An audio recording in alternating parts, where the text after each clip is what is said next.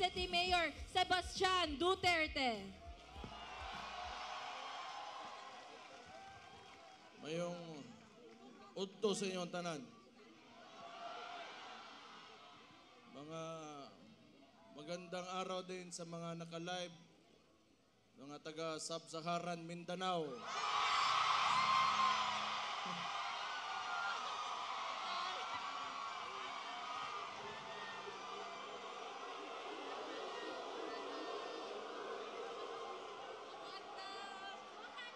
Diba mo, bago ko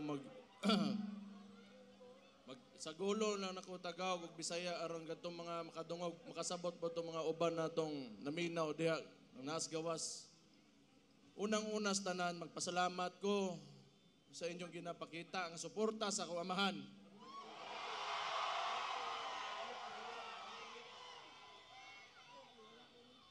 Naglagot lang ko sa inyo ha, kay kada makita na ko ang naong sa akong amahan, bit-bit ninyo, kahilakon ko.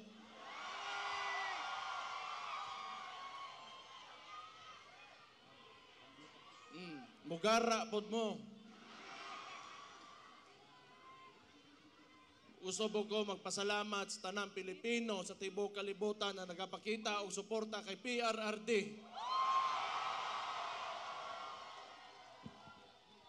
Kabaw mo tinuod lang sukad nga giaresto ako amahan illegally.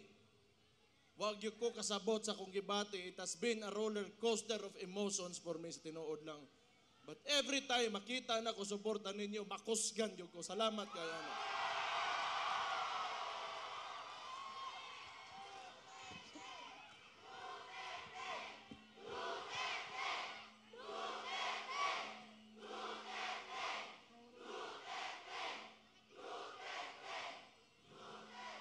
Siguro gamiton ko ni nga nahimo kong vice mayor ninyo, mayor.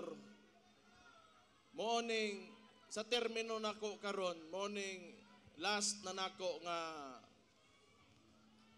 araw ng Davao nga sa termino nako karon.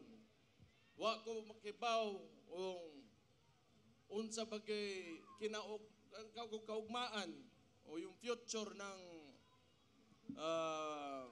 sistema ng politika dito sa Pilipinas. Kaya it seems to me the stories that I've heard about martial law and oppression is synonymous with the Marcos family name.